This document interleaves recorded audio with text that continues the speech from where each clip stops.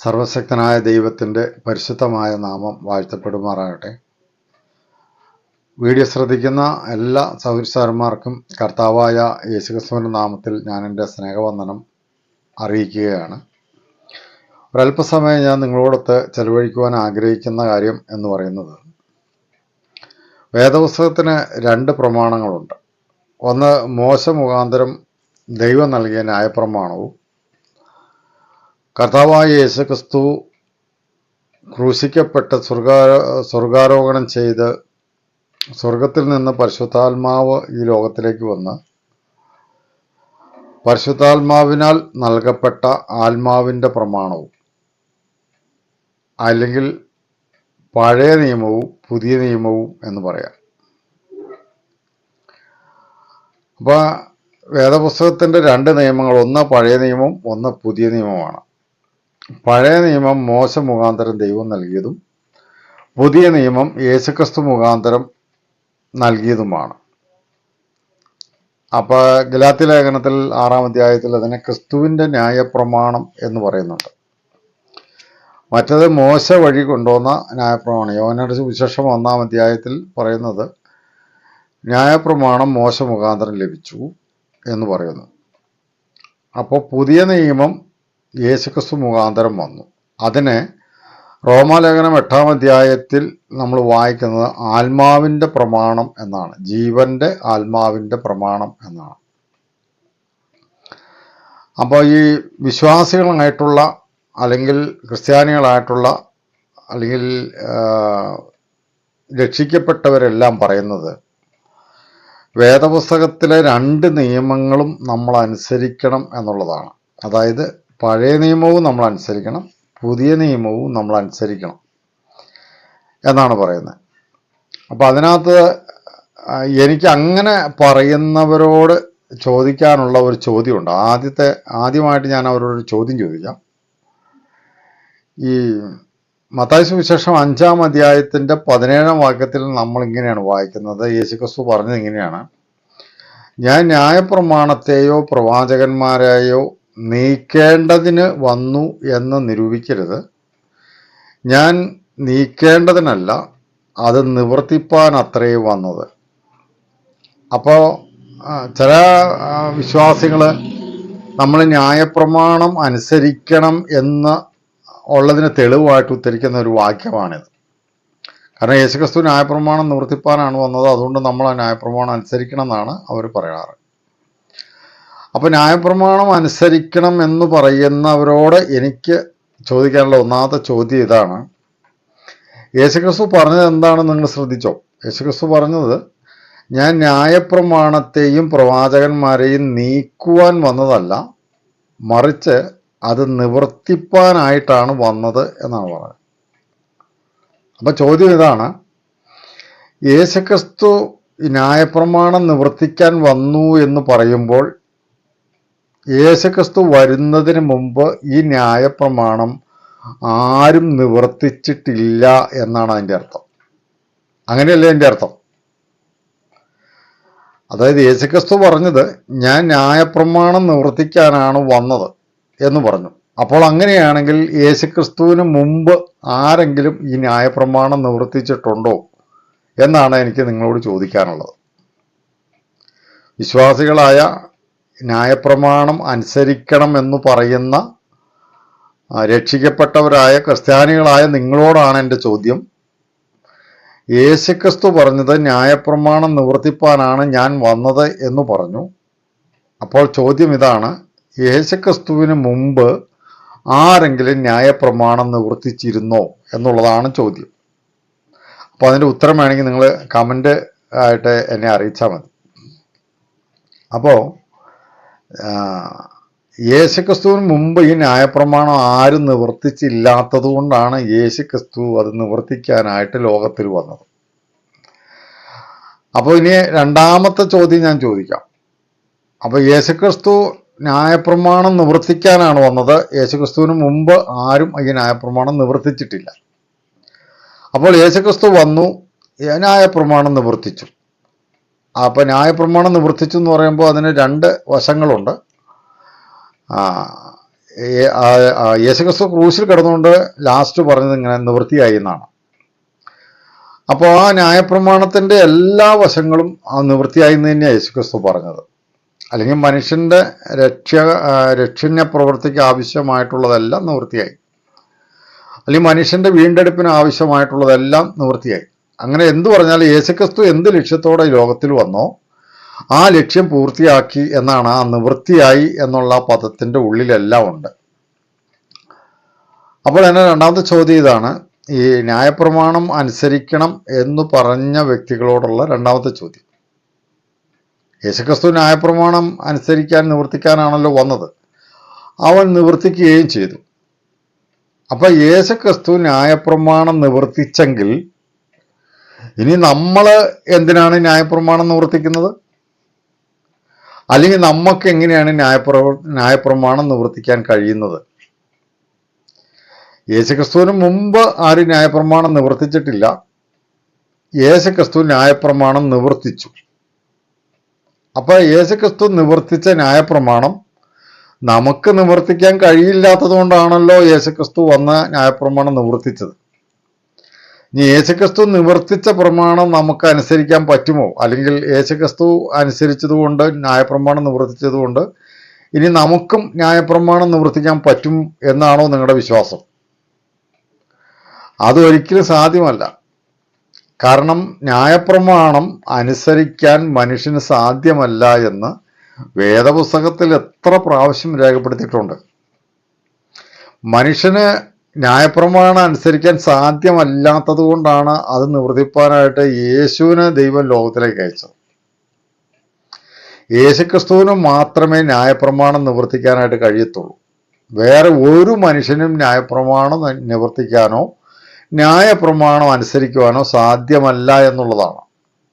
അതിൻ്റെ കാരണം എന്താണെന്ന് വേദപുസ്തകം പറയുന്നത് രണ്ട് കാര്യങ്ങളാണ്. ഒന്ന്, ന്യായപ്രമാണം എന്ന് പറയുന്നത് മനുഷ്യനെ പുറമേ നിന്നുകൊണ്ട് ചില നിബന്ധനകൾ നൽകുന്ന, ചില നിർദ്ദേശങ്ങൾ നൽകുന്ന, അല്ലെങ്കിൽ മനുഷ്യനെ ഒരു ചട്ടക്കൂടിൽ ഒതുക്കി നിർത്തിക്കൊണ്ട് ഇന്നത് ചെയ്യണം ഇന്നത് ചെയ്യരുത് എന്ന് പഠിപ്പിക്കുന്ന ഒരു പ്രമാണമാണ്. ആ പ്രമാണം ലംഘിച്ചു കഴിഞ്ഞാൽ നമുക്ക് ശിക്ഷയുണ്ട് എന്നുള്ള ഒരു ഭയപ്പെടുത്തൽ കൂടി ന്യായപ്രമാണം നമുക്ക് തരുന്നുണ്ട്. ഉദാഹരണത്തിന് പറഞ്ഞു കഴിഞ്ഞാൽ കൊല ചെയ്യരുത് എന്ന് ന്യായപ്രമാണം പറഞ്ഞു, നമ്മൾ കൊല ചെയ്തു. കൊല ചെയ്തു കഴിഞ്ഞാൽ അതിന് ശിക്ഷയുണ്ട്. അപ്പോൾ ന്യായപ്രമാണം പറയുന്ന കൽപ്പനകൾ ലംഘിച്ചു കഴിഞ്ഞാൽ അതിന് ശിക്ഷയുണ്ട് എന്നുള്ള ഒരു ഭീഷണി കൂടി ന്യായപ്രമാണം നമ്മുടെ മേൽ വയ്ക്കുകയാണ്. അപ്പോൾ ന്യായപ്രമാണം അനുസരിക്കുവാനായിട്ട് ഒരു മനുഷ്യർക്കും സാധ്യമല്ല. അതായത് പഴയ നിയമത്തിൽ ദൈവം നമ്മളോട് എന്താവശ്യപ്പെടുന്നുവോ അതൊന്നും അനുസരിക്കുവാൻ നമുക്ക് സാധ്യമല്ല. അതിൻ്റെ കാരണം രണ്ടെണ്ണമാണ്. അതൊന്ന് ഞാൻ പറഞ്ഞു, അത് പുറമേ നിന്ന് നമുക്ക് താക്കീത് നൽകുന്ന, നമ്മളെ ഭയപ്പെടുത്തുന്ന, നമ്മളെ ഇന്നത് ചെയ്യണം ഇന്നത് ചെയ്യരുത് ഇങ്ങനെയുള്ള കുറെ ചട്ടങ്ങൾ തന്നുകൊണ്ട് നമ്മളെ നിയന്ത്രിക്കുന്ന ഒരു പ്രമാണമാണത്. അതാണ് ഒരു കാരണം. രണ്ടാമത്തെ കാരണം എന്ന് പറയുന്നത്, ഈ ന്യായപ്രമാണത്തിൻ്റെ ചട്ടങ്ങളും കൽപ്പനകളും എല്ലാം വിശുദ്ധമാണ്. കാരണം ദൈവം വിശുദ്ധനാണ്. ദൈവം വിശുദ്ധനായതുകൊണ്ട് ആ ദൈവം നൽകിയ കൽപ്പനകളെല്ലാം വിശുദ്ധമാണ്. റോമാലേഖനം 7-ാം അധ്യായത്തിൽ നമ്മൾ അങ്ങനെയാണ് വായിക്കുന്നത്, ന്യായപ്രമാണം വിശുദ്ധം, കൽപ്പനയും വിശുദ്ധമാണ്. അപ്പോൾ ന്യായപ്രമാണവും ന്യായപ്രമാണത്തിൻ്റെ കൽപ്പനകളും എല്ലാം വിശുദ്ധമാണ്. അതുകൊണ്ട് ന്യായപ്രമാണം അനുസരിക്കുന്ന വ്യക്തിക്ക് വിശുദ്ധി പ്രാപിക്കാൻ പറ്റും എന്നുള്ളതാണ്. പക്ഷേ റോമാലേഖനം 8-ാം അധ്യായത്തിൽ പൗലോസ് അപ്പോസ്തലൻ പറയുന്നത് ഇങ്ങനെയാണ്, ഈ ജഡത്തിൻ്റെ ബലഹീനത നിമിത്തം ന്യായപ്രമാണം അനുസരിക്കുവാൻ നമുക്ക് കഴിയില്ല എന്നാണ് പൗലോസ് പറഞ്ഞത്. അതായത് ന്യായപ്രമാണം അനുസരിക്കുവാനുള്ള കഴിവ് നമ്മുടെ ഈ ജഡത്തിനില്ല. കാരണം എന്താണെന്ന് വെച്ചാൽ നമ്മുടെ ജഡം പാപജഡമാണ്. പാപത്തിൻ്റെ ശക്തിയുള്ള പാപം വസിക്കുന്ന ജഡമാണ് നമ്മുടെ ജഡം. ഓരോ അപ്പോസ്തലൻ അങ്ങനെയല്ലേ പറഞ്ഞേ, നന്മ ചെയ്യാൻ എനിക്ക് താല്പര്യമുണ്ടെങ്കിലും ഇച്ഛിക്കാത്ത തിന്മ എന്നിൽ നിന്ന് വരുന്നു, അതിൻ്റെ കാരണം ഞാനല്ല, എന്നിൽ വസിക്കുന്ന പാപം അത്രയെന്നാണ് പറഞ്ഞത്. അപ്പോൾ പൗലോസ് അപ്പോസ്തലൻ പറയുന്നത് മനുഷ്യനിൽ പാപം വസിക്കുന്നു, അവൻ പാപജഡമുള്ളവനാണ്. ഈ പാപജഡം കൊണ്ട് ദൈവത്തിൻ്റെ വിശുദ്ധ കൽപ്പനകൾ അനുസരിക്കുവാൻ മനുഷ്യന് കഴിയുന്നില്ല എന്നാണ് റോമാലേഖനം 8-ാം അധ്യായം 3-ാം വാക്യത്തിൽ നമ്മൾ വായിക്കുന്നത്. ജഡത്തിൻ്റെ ബലഹീനത നിമിത്തം ന്യായപ്രമാണത്തിന് ചെയ്യുവാൻ കഴിയാത്തതിന് സാധിക്കാൻ, അപ്പം അതായത് മനുഷ്യൻ്റെ ജഡത്തിന് ബലഹീനത ഉള്ളതുകൊണ്ട് ന്യായപ്രമാണം അനുസരിക്കാൻ കഴിയുന്നില്ല. അങ്ങനെ അനുസരിച്ച് ന്യായപ്രമാണം ആവശ്യപ്പെടുന്ന കാര്യങ്ങൾ നിർവഹിക്കുവാൻ നമ്മുടെ ഈ ജഡം കൊണ്ട് സാധ്യമല്ലാത്തത് കൊണ്ട് ആ ന്യായപ്രമാണം ആവശ്യപ്പെട്ട കാര്യം നിർവഹിക്കുവാനും ആ ന്യായപ്രമാണത്തിൻ്റെ കൽപ്പനകൾ നിവർത്തിക്കുവാനും വേണ്ടിയിട്ട് ദൈവം തൻ്റെ പുത്രനെ ലോകത്തിലേക്ക് അയച്ചു. അതുകൊണ്ടാണ് യേശുക്രിസ്തു പറഞ്ഞത്, ഞാൻ ന്യായപ്രമാണത്തെ നിവർത്തിക്കാനാണ് വന്നത്. അപ്പോൾ യേശുക്രിസ്തു വന്നപ്പോൾ ന്യായപ്രമാണം നിവർത്തിച്ചു. അതുകൊണ്ട് നമ്മൾ ഇനി ന്യായപ്രമാണം നിവർത്തിക്കേണ്ട കാര്യമില്ല, കാരണം നമുക്ക് നിവർത്തിക്കാൻ പറ്റത്തുമില്ല. ഇനി നമ്മളത് നിവർത്തിക്കേണ്ട ആവശ്യവുമില്ല, കാരണം ദൈവം ആവശ്യപ്പെട്ടത് ഈ പ്രമാണം നിവർത്തിക്കണമെന്നാണ്. അത് ഒരു മനുഷ്യനെ കൊണ്ടും സാധിച്ചില്ല. എന്നാൽ ആ പ്രമാണം യേശുക്രിസ്തു മാത്രം നിവൃത്തിയാവുകയും ആ പ്രമാണം മനുഷ്യനിൽ നിന്ന് എന്താവശ്യപ്പെട്ടുവോ അത് യേശുക്രിസ്തു നൽകുകയും ചെയ്തു. ന്യായപ്രമാണം പറഞ്ഞത് എന്താണെന്നറിയോ? ന്യായപ്രമാണം നമ്മളോട് നീതിമാനാകണം, അല്ലെങ്കിൽ നീതിയാണ് ആവശ്യപ്പെട്ടത്. അപ്പോൾ മനുഷ്യനെ നീതിമാനാക്കുവാൻ വേണ്ടിയിട്ടാണ് ദൈവം പ്രമാണം തന്നത്. എന്നാൽ ആ പ്രമാണം അനുസരിച്ചാൽ മാത്രമേ നമുക്ക് നീതിമാനാവാൻ പറ്റത്തുള്ളൂ. പക്ഷെ നമ്മൾ പ്രമാണം അനുസരിക്കാൻ നമ്മുടെ ജഡം ബലഹീനമായതുകൊണ്ട് അതനുസരിക്കുവാനോ നമുക്ക് നീതീകരിക്കപ്പെടുവോ, നമ്മൾ നീതിമാനാകുവാനോ പറ്റിയില്ല. അതുകൊണ്ടാണ് പൗലോസ് ഗലാത്യ ലേഖനത്തിലും റോമാലേഖനത്തിലും പറയുന്നത്, ന്യായപ്രമാണത്തിൻ്റെ പ്രവൃത്തികൾ കൊണ്ട് ആരും ദൈവത്തിൻ്റെ സന്നിധിയിൽ നീതീകരിക്കപ്പെടുകയില്ല അതാണ് പറഞ്ഞത്. അപ്പോൾ ന്യായപ്രമാണത്തിൻ്റെ പ്രവൃത്തി കൊണ്ട് നമ്മൾ നീതീകരിക്കപ്പെടുകയില്ല. കാരണം എന്താ വെച്ച് കഴിഞ്ഞാൽ, ന്യായപ്രമാണം ആവശ്യപ്പെടുന്ന നീതി നമുക്ക് നൽകുവാൻ നമ്മുടെ ജഡം സമ്മതിക്കില്ല, അല്ലെങ്കിൽ ജഡത്തിന് അതിനുള്ള കഴിവില്ല എന്നുള്ളതാണ് പൗലോസ് അപ്പോസ്തലൻ പറയുന്നത്. കാരണം നമ്മുടെ ജഡം ബലഹീനമാണ്, മരണത്തിനധീനമാണ്. മരണത്തിനധീനമായ ജഡം എന്ന് പറഞ്ഞാൽ എന്താണെന്നറിയോ? ദൈവം നൽകിയ പ്രമാണം അനുസരിക്കാൻ നമ്മുടെ ജഡം ബലഹീനമാണ്. ആ കൽപ്പനകൾ അനുസരിക്കുന്ന സമയം വരുമ്പോൾ നമ്മുടെ ജഡം മരിച്ചു. എന്നാൽ നമ്മുടെ ഇഷ്ടങ്ങളൊക്കെ ചെയ്യാനായിട്ട് നമ്മുടെ ജഡത്തിന് ഒരു ബലഹീനതയില്ല. ഇപ്പോൾ നമുക്ക് കോപിക്കാനോ അല്ലെങ്കിൽ നമുക്ക് ദേഷ്യപ്പെടാനോ അല്ലെങ്കിൽ നമുക്ക് എന്നാ പറയുക, വൈകാരികമായ എന്ത് കാര്യവും പ്രതിഫലിപ്പിക്കുവാൻ നമ്മുടെ ജഡത്തിന് ഒരു ബലഹീനതയില്ല. ജഡം വളരെ ശക്തമാണ്. എന്നാൽ ദൈവത്തിൻ്റെ പ്രമാണമനുസരിച്ച് നന്മ ചെയ്യുന്ന കാര്യം വരുമ്പോൾ നമ്മുടെ ജഡം ബലഹീനമാണ്. ആ കാര്യത്തിൽ നമ്മുടെ ജഡം മരിക്കുകയാണ്. അതുകൊണ്ടാണ് പൗലോസ് പറഞ്ഞത്, നന്മ ചെയ്യാൻ എനിക്ക് താല്പര്യമുണ്ട്, എന്നാൽ ഇച്ഛിക്കാത്ത തിന്മയാണ് എന്നിൽ നിന്ന് വരുന്നത്, അത് ഞാനല്ല, എന്നിൽ വസിക്കുന്ന പാപമാണ് ചെയ്യുന്നത്. അങ്ങനെ ദൈവം നൽകിയ, വിശുദ്ധിക്ക് വേണ്ടി നൽകിയ, നീതിക്ക് വേണ്ടി നൽകിയ ആ വിശുദ്ധമായ പ്രമാണം മനുഷ്യനെ ജീവിപ്പിക്കേണ്ടതിന് പകരം മനുഷ്യനെ മരിപ്പിക്കുകയാണ് ചെയ്തത് എന്ന് പൗലോസ് അപ്പോസ്തലൻ റോമാലേഖനം 7-ാം അധ്യായത്തിൽ പറയുന്നുണ്ട്. അപ്പം മനുഷ്യനെ ജീവിപ്പിക്കാൻ വേണ്ടി തന്ന പ്രമാണം അനുസരിച്ചുകൊണ്ട് മനുഷ്യന് ജീവിക്കാൻ പറ്റില്ലാത്തത് കൊണ്ട് മനുഷ്യൻ ആ പ്രമാണപ്രകാരം മരണത്തിനധീനനായി എന്നുള്ളതാണ്. അപ്പോൾ മരണത്തിനധീനമായ ഈ മനുഷ്യന് ന്യായപ്രമാണം നിവർത്തിക്കാനുള്ള കഴിവില്ല. അവൻ്റെ ജഡം ബലഹീനമാണ്. അതുകൊണ്ടാണ് യേശുക്രിസ്തു നമ്മുടെ പാപജഡത്തിൻ്റെ സ്വരൂപത്തിൽ സാദൃശ്യപ്രകാരം വരികയും ന്യായപ്രമാണം, നമ്മളോട് നിവർത്തിക്കാൻ പറഞ്ഞ ന്യായപ്രമാണം നമുക്ക് നിവർത്തിക്കാൻ കഴിയാതെ യേശുക്രിസ്തു അത് നിവർത്തിക്കുകയും ന്യായപ്രമാണം നമ്മളോട് ആവശ്യപ്പെട്ട നീതി യേശുക്രിസ്തു ദൈവത്തിന് നൽകുകയും ചെയ്തു എന്നുള്ളതാണ്. അപ്പോൾ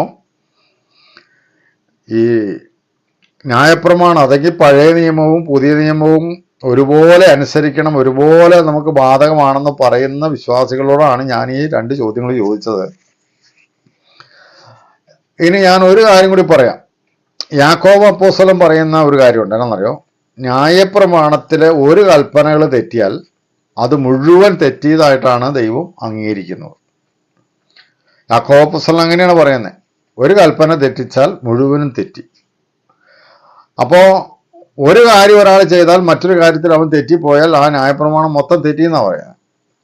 അപ്പോൾ അതുകൊണ്ട് ന്യായപ്രമാണം എല്ലാ കൽപ്പനകളും അനുസരിക്കാൻ മനുഷ്യർക്ക് സാധ്യമല്ലാത്തത് കൊണ്ട് ന്യായപ്രമാണം പൂർണ്ണമായി അനുസരിക്കുവാൻ യേശുവിന് മാത്രമേ കഴിയത്തുള്ളൂ. ഇനിയിപ്പോൾ ഞാൻ ന്യായപ്രമാണം അല്ലെങ്കിൽ പഴയ നിയമം അനുസരിക്കണം എന്ന് പറയുന്ന വിശ്വാസികളോട് ഞാൻ മൂന്നാമത് ഒരു ചോദ്യം കൂടി ചോദിക്കാം.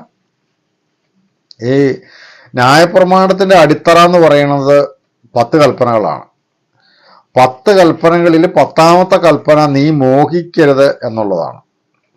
ഈ മോഹിക്കരുത് എന്നുള്ള കൽപ്പന മനുഷ്യൻ്റെ ഉള്ളിലുള്ള കാര്യമാണ്, ആന്തരികമായ ഒരു കാര്യമാണ്.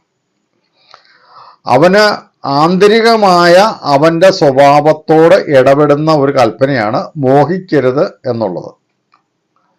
ബാക്കിയുള്ള 9 കൽപ്പനകളും പുറമേയുള്ളതും ബാഹ്യമായതും നമ്മുടെ ദൈവവും മനുഷ്യനും തമ്മിൽ പരസ്പര ബന്ധത്തോടുള്ള കൽപ്പനകളാണ്. എന്നാൽ മോഹിക്കരുത് എന്നുള്ള കൽപ്പന മനുഷ്യൻ്റെ ഉള്ളിലിരിക്കുന്ന പാവ സ്വഭാവത്തെ നിയന്ത്രിക്കുവാനുള്ള കൽപ്പനയാണ്, ആന്തരികമായ കൽപ്പനയാണ്. ആ കൽപ്പന അനുസരിക്കാൻ ഈ പഴയ നിയമം അനുസരിക്കണമെന്ന് പറയുന്ന, അല്ലെങ്കിൽ പഴയ നിയമവും പുതിയ നിയമവും ഒരുപോലെ അനുസരിക്കണമെന്ന് പറയുന്ന സൗരസഹോദരന്മാരോട് ഞാൻ ചോദിക്കാം, മോഹിക്കരുത് എന്നുള്ള കൽപ്പന അനുസരിക്കാൻ നിങ്ങളെ കൊണ്ട് പറ്റുമോ? ആ കൽപ്പന അനുസരിച്ചോ അനുസരിച്ചില്ലെന്ന് പുറമെ ആർക്കെങ്കിലും അറിയാൻ പറ്റുമോ? അപ്പം ഞാൻ മോഹിച്ചിട്ടുണ്ടോ, എൻ്റെ ഉള്ളിൽ മോഹമുണ്ടോ ഇല്ലയോ എന്ന് ഈ ലോകത്തിൽ ആർക്കും അറിയാൻ പറ്റത്തില്ല. അപ്പം അതുകൊണ്ട് 10ാമത്തെ കൽപ്പനയായ മോഹിക്കരുത് എന്നുള്ള കൽപ്പന ഒരാൾ അനുസരിച്ചോ അനുസരിച്ചില്ലയോ എന്നുള്ള കാര്യം ന്യായപ്രമാണത്തിന് അറിയാൻ പാടില്ല. കാരണം ന്യായപ്രമാണം പുറമേ ഉള്ള കാര്യങ്ങൾ മാത്രമേ കാണുന്നുള്ളൂ. ഇപ്പം ശവത്തെ ആചരിച്ചോ, കൊല ചെയ്യാതിരുന്നോ, വ്യഭിചാരം ചെയ്യാതിരുന്നോ, ഇങ്ങനെയുള്ള കാര്യങ്ങൾ മാത്രമേ ന്യായപ്രമാണം നോക്കുന്നുള്ളൂ. ഈ ഒരുത്തൻ ഉള്ളിൽ മോഹിച്ചോ മോഹിച്ചില്ലയോ എന്നുള്ള കാര്യം ന്യായപ്രമാണത്തിന് അറിയാൻ പാടില്ല. അത് ദൈവത്തിന് മാത്രമേ അറിയാവുള്ളൂ. അപ്പോൾ ഞാൻ മോഹിച്ചോ ഇല്ലയോ എന്നുള്ള കാര്യം എൻ്റെ ഈ വീഡിയോ കേൾക്കുന്ന നിങ്ങൾക്ക് ആർക്കും അറിയാൻ പറ്റത്തില്ല. അല്ലെങ്കിൽ നിങ്ങൾ മോഹിച്ചോ ഇല്ലയോ എന്നുള്ള കാര്യം എനിക്കും അറിയാൻ പറ്റത്തില്ല. കാരണം മോഹം ഒരു മനുഷ്യൻ്റെ ഉള്ളത്തിലുണ്ടാകുന്ന ഒരു സ്വഭാവമാണ്, അല്ലെങ്കിൽ ഒരു വികാരമാണ് എന്ന് വേണം പറയാൻ. അപ്പോൾ ന്യായപ്രമാണത്തിൻ്റെ ഈ ആന്തരികമായ കൽപ്പന അനുസരിക്കാൻ മനുഷ്യർക്ക് സാധ്യമല്ല എന്നുള്ളതാണ്. ആ കാര്യത്തിൽ എല്ലാ മനുഷ്യരും ബലഹീനരാണ്. ഒരു വിധത്തിൽ അല്ലെങ്കിൽ മറ്റൊരു വിധത്തിൽ മോഹമില്ലാത്തവരില്ല എന്നുള്ളതാണ്. ചിലർ സ്ത്രീയെ മോഹിക്കുന്നു, ചിലർ വസ്തുക്കൾ മോഹിക്കുന്നു, ചിലരെ ജോലി മോഹിക്കുന്നു. എന്തെങ്കിലുമൊക്കെ മോഹിക്കാത്ത ഒരു മനുഷ്യനും ഈ ഭൂമിയിലില്ല എന്നുള്ളതാണ്. അപ്പോൾ മോഹിക്കരുതെന്നുള്ള ആന്തരിക കൽപ്പന ലംഘിച്ചാൽ ന്യായപ്രമാണം മൊത്തം ലംഘിച്ചതുപോലെയായി. യാക്കോബ് അങ്ങനെയാ പറയുന്നത്, ഒരു കൽപ്പന ലംഘിച്ചാൽ മൊത്തം ലംഘിച്ചു. അപ്പോൾ നിങ്ങൾ ഇങ്ങനെ എന്നോടൊരു ചോദ്യം ചിലപ്പോൾ ചോദിക്കാൻ സാധ്യതയുണ്ട്, അങ്ങനെയാണെങ്കിൽ കൊല ചെയ്യാവോ, വ്യഭിചാരം ചെയ്യാവോ, മോഷ്ടിക്കാമോ, കള്ളസാക്ഷ്യം പറയാമോ, ഇതൊക്കെ പഴയ നിയമത്തിലുള്ള കൽപ്പനകളല്ലേ, അതൊക്കെ ഇപ്പോൾ നമുക്ക് ചെയ്യാമോ എന്നൊക്കെ ചിലർ ചോദിക്കാറുണ്ട്. ഇപ്പോൾ അങ്ങനെയാണെങ്കിൽ പഴയ നിയമം വേണ്ടെങ്കിൽ പിന്നെ നമുക്കിപ്പോൾ കൊല ചെയ്യാവോ, പഴയ നിയമം വേണ്ടെങ്കിൽ നമുക്കിപ്പോൾ മോഷ്ടിക്കാമോ എന്നൊക്കെ ചോദിക്കുന്ന ഒരുപാട് ആൾക്കാരുണ്ട്. അപ്പോൾ അങ്ങനെയുള്ളവരോട് എനിക്ക് പറയാനുള്ളൊരു കാര്യം എന്നാ വെച്ച് കഴിഞ്ഞാൽ, ഈ വീണ്ടും ജനിച്ച ഒരു മനുഷ്യൻ, വീണ്ടും ജനിക്കുക എന്ന് പറഞ്ഞാൽ ദൈവത്തിൻ്റെ ആത്മാവ് നമ്മുടെ മൃതമായ ആത്മാവിലേക്ക് വരികയും ദൈവ ഇഷ്ടം ചെയ്യുവാൻ, ദൈവഹിതം നിറവേറ്റുവാനായിട്ട് നമ്മുടെ ആത്മാവിനെ ശക്തി കൊടുത്ത് ജീവിപ്പിക്കുകയും ചെയ്യുന്ന പ്രവൃത്തിയാണ് ഈ വീണ്ടും ജനനം എന്ന് പറയുന്നത്. അപ്പോൾ ന്യായപ്രമാണത്തിൻ്റെ കൽപ്പനകൾ അനുസരിക്കാനുള്ള ശക്തി ന്യായപ്രമാണം മനുഷ്യന് കൊടുത്തില്ല. എന്നാൽ ദൈവത്തിന്റെ ആത്മാവ് നമ്മിലേക്ക് വന്ന് നമ്മുടെ ആത്മാവിനെ ദൈവഹിതം ചെയ്യുവാൻ തക്കവണ്ണം ജീവിപ്പിക്കുന്ന ഒരു ശക്തി ദൈവത്തിൽ നിന്ന് നമുക്ക് ലഭിച്ചിരിക്കുന്നത് കൊണ്ടാണ് അതിനെ ജീവന്റെ ആത്മാവിന്റെ പ്രമാണം എന്ന് പറയുന്നത്. അപ്പൊ ജീവന്റെ ആത്മാവിന്റെ പ്രമാണം അനുസരിച്ച് ജീവിക്കുന്ന ഒരു വ്യക്തിക്ക്, അല്ലെങ്കിൽ ദൈവത്തിൽ നിന്ന് ആത്മാവ് വന്നിട്ട് വീണ്ടും ജനിച്ച ഒരു വ്യക്തിക്ക് കൊല ചെയ്യാൻ പറ്റുമോ? വ്യഭിചാരം ചെയ്യാൻ പറ്റുമോ? മോഷ്ടിക്കാൻ പറ്റുമോ? അപ്പോ പഴയ നിയമം അനുസരിക്കുന്നുണ്ടെങ്കിൽ ഇതൊക്കെ ചെയ്യാൻ പാടില്ല എന്ന് ചോദിക്കുന്നവരോടാണ് ഞാൻ പറയുന്നത്, നിങ്ങൾ വീണ്ടും ജനിച്ചതാണെങ്കിൽ നിങ്ങൾക്ക് മോഷ്ടിക്കാൻ പറ്റത്തില്ല. നിങ്ങൾ വീണ്ടും ജനിച്ചതാണെങ്കിൽ നിങ്ങൾക്ക് വ്യഭിചാരം ചെയ്യാൻ പറ്റത്തില്ല. നിങ്ങൾ വീണ്ടും ജനിച്ചവരാണെങ്കിൽ നിങ്ങൾക്ക് മോഹിക്കാൻ പറ്റത്തില്ല. അപ്പോൾ അതിന്റെ അർത്ഥം എന്താ പറയുക? പഴയ നിയമത്തിൽ വ്യഭിചാരം ചെയ്യരുതെന്ന് കൽപ്പന ഉള്ളത് കൊണ്ടല്ല നമ്മൾ വ്യഭിചാരം ചെയ്യാതിരിക്കുന്നത്, മറിച്ച് ജീവന്റെ ആത്മാവിന്റെ പ്രമാണം നമ്മളെ അതിൽ നിന്ന് രക്ഷിക്കുന്നു എന്നുള്ളത് കൊണ്ടാണ്. നമ്മൾ കൊല ചെയ്യാതിരിക്കുന്നത് പഴയ നിയമത്തിൽ കൊല ചെയ്യരുത് എന്നൊരു കൽപ്പന ഉള്ളത് കൊണ്ടല്ല, നമ്മിലുള്ള ജീവന്റെ ആത്മാവിന്റെ പ്രമാണം നമ്മെ കൊല ചെയ്യുവാൻ അനുവദിക്കുന്നില്ല എന്നുള്ളത് കൊണ്ടാണ് നമ്മൾ കൊല ചെയ്യാത്തത്.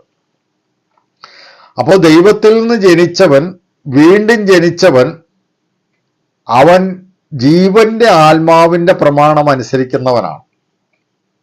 അതാണ് പുതിയ നിയമം അല്ലെങ്കിൽ പുതിയ പ്രമാണം അല്ലെങ്കിൽ യേശുവിന്റെ പ്രമാണം എന്ന് പറയുന്നത്.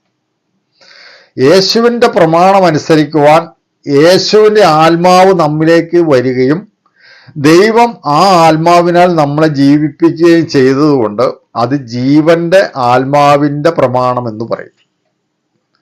ന്യായപ്രമാണത്തെ അക്ഷരത്തിന്റെ പ്രമാണമെന്നും മരണത്തിന്റെ പ്രമാണമെന്നും പാപത്തിന്റെ പ്രമാണമെന്നുമാണ് പൗലോസ് അപ്പോസ്തലൻ പറയുന്നത്. അക്ഷരത്തിന്റെ പ്രമാണം, പാപത്തിന്റെ പ്രമാണം, മരണത്തിന്റെ പ്രമാണമാണ് ന്യായപ്രമാണം. എന്നാൽ ജീവന്റെ ആത്മാവിന്റെ പ്രമാണമാണ് യേശുക്രിസ്തു നമുക്ക് നൽകിയ പ്രമാണം. ആ പ്രമാണം അനുസരിക്കുന്ന വ്യക്തിക്ക് പഴയ നിയമത്തിലുള്ള ഒരു കൽപ്പനകളും അനുസരിക്കേണ്ട ആവശ്യമില്ല എന്നുള്ളതാണ്. അതിന്റെ കാരണം എന്താണെന്ന് വെച്ച് കഴിഞ്ഞാൽ, എന്താണ് ദൈവത്തെ പ്രസാദിപ്പിക്കുവാൻ നമ്മൾ ചെയ്യേണ്ടത് എന്നുള്ള കാര്യം ആത്മാവിന്റെ പ്രമാണം നമുക്ക് സ്വാഭാവികമായി നമ്മിൽ വരുന്നു എന്നുള്ളതാണ്. ഉദാഹരണത്തിന് പറഞ്ഞു കഴിഞ്ഞാൽ, ആത്മാവ് ചെയ്യുന്ന ചില കാര്യങ്ങളുണ്ട്. ആത്മാവിന്റെ പ്രവൃത്തി എന്താണെന്നറിയോ? ആത്മാവ് നമ്മുടെ ജഡത്തിന്റെ ഇഷ്ടങ്ങളെ മരിപ്പിക്കും. റോമാലേഖനം 8-ാം അധ്യായത്തിൽ നമ്മളെ വായിക്കുന്നത്, ആത്മാവ് നമ്മുടെ ജഡത്തിന്റെ ഇഷ്ടങ്ങളെ മരിപ്പിക്കും. റോമാലേഖനം 8-ാം അധ്യായത്തിൽ തന്നെ നമ്മൾ വായിക്കുന്നത് ആത്മാവിന്റെ ചിന്ത ജീവനും സമാധാനവുമാണ്. അപ്പൊ ആത്മാവ് നമുക്ക് സമാധാനപരമായ ജീവൻ വരുന്നതായ, നിലനിർത്തുന്നതായ, ജീവനിലേക്ക് നയിക്കുന്നതായ ചിന്തകൾ ആത്മാവ് കൊണ്ടുവരുന്നുള്ളതാണ്.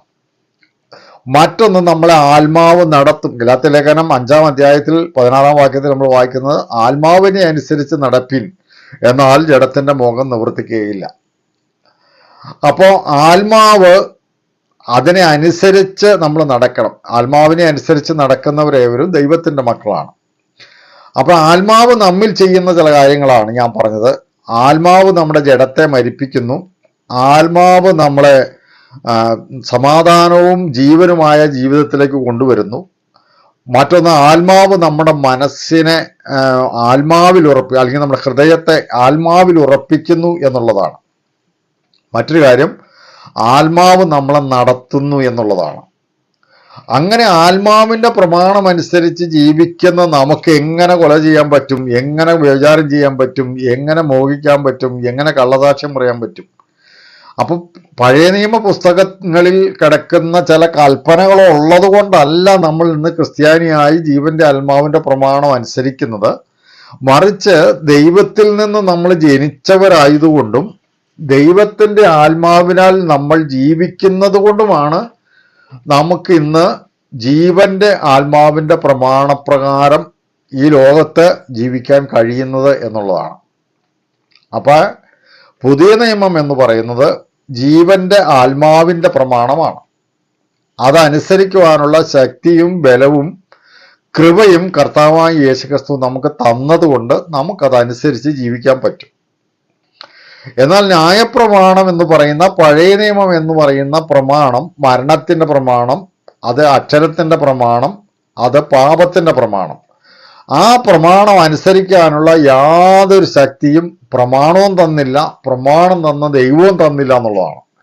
ആ പ്രമാണം പറഞ്ഞു കേൾപ്പിച്ച, ഇസ്രായേലിനെ പറഞ്ഞു കേൾപ്പിച്ച മോശയും അവർ സഹായിച്ചില്ല എന്നുള്ളതാണ്.